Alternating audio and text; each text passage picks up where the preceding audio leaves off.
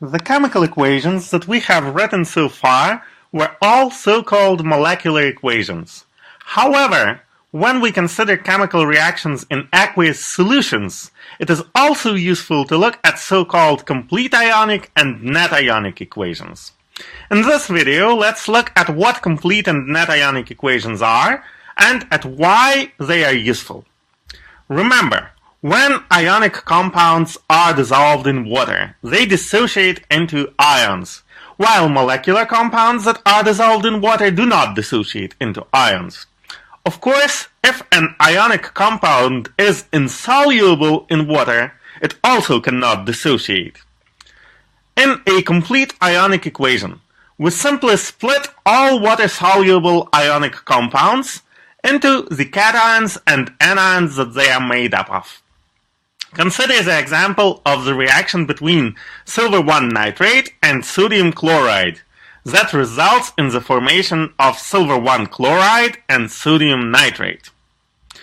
In the complete ionic equation for this reaction, we dissociate all water-soluble ionic compounds into ions, getting silver plus cations, nitrate anions, sodium plus cations, and chlorine minus anions in aqueous solution on the reactant side, as well as sodium plus cations and nitrate anions in aqueous solution on the product side. Although most chlorides are water-soluble, silver 1 chloride is an exception, because it does not dissolve in water but rather forms a solid precipitate. It does not dissociate into ions and is written as a compound. It is important to indicate the charges for all ions in the complete ionic equation. You might notice that in our example, the nitrate anions and sodium plus cations are present both on the reactant and on the product side of the complete ionic equation, whereas silver plus and chlorine minus ions from the two reactants come together to form the solid precipitate, silver 1 chloride. Nothing happens to the sodium plus and nitrate ions. They are present in the reaction mixture both before and after the reaction in equal numbers. Such ions that are present in the reaction mixture both before and after the reaction are called spectator ions. They are like spectators at a football game who are present but are not part of the action on the field.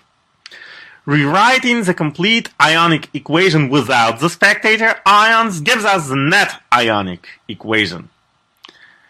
Whereas the complete ionic equation shows everything that is present in the reaction mixture, all ions and all compounds that do not dissociate into ions.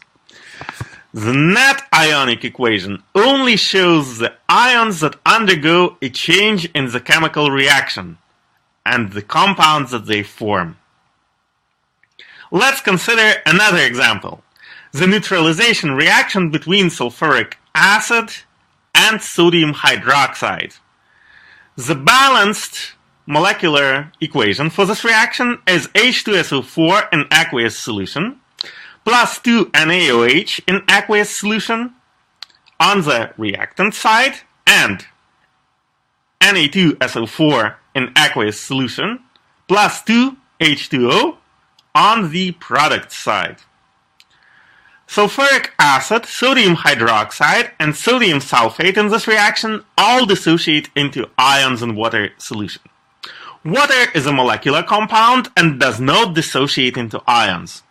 Therefore, the complete ionic equation for this reaction is 2H plus in aqueous solution plus the sulfate in aqueous solution plus 2 Na plus in aqueous solution plus 2 hydroxide ions in aqueous solution on the reactant side and 2 sodium plus in aqueous solution plus sulfate in aqueous solution plus 2 water molecules on the product side. When sulfuric acid dissociates into ions, the two H plus cations do not remain bound together. Therefore, we take the subscript 2 for hydrogen and sulfuric acid and rewrite it as a molar ratio coefficient for the H plus cation, thus indicating that from each sulfuric acid molecule we get two H plus cations. Similarly, when sodium sulfate is dissolved in water, the two sodium plus cations do not remain bound together. Therefore, we take the subscript 2 for sodium in sodium sulfate and rewrite it as a molar ratio coefficient for the sodium plus cation, thus indicating that from one smallest unit of sodium sulfate, we get two sodium plus cations. Also note that the molar ratio coefficient in front of the sodium hydroxide applies both to the Na plus and the hydroxide ions. That is, from two smallest units of sodium hydroxide, we get two sodium plus cations and two hydroxide anions. Sodium plus cations and sulfate anions are spectator ions in the complete ionic equation for this reaction, because they are present in equal amounts on the reactant and the product sides of the complete ionic equation. By omitting them, we get the net ionic equation: 2H plus in aqueous solution plus 2 hydroxide anions in aqueous solution on the reactant side and 2 water molecules on the product side. Because all molar ratio coefficients in this net ionic equation are the same, they can be omitted. This net ionic equation shows what happens in the acid-base neutralization reaction. H plus cations and hydroxide anions come together to form water molecules. All other ions in the acid-base reaction are spectator ions that are present in the reaction mixture both before and after the reaction. Now it should be clear why, if two reactants in aqueous solutions are combined and both products that could form as a result are soluble in water, the reaction does not occur. In this case, the complete ionic equation would have the constituent ions of the reactants on the reactant side and the exact same constituent ions that could potentially be used to form the products on the product side. However, because both would-be products are soluble, the same dissociated ions are present in the reaction mixture on both sides of the complete ionic equation. In other words, all ions in the complete ionic equation are spectator ions.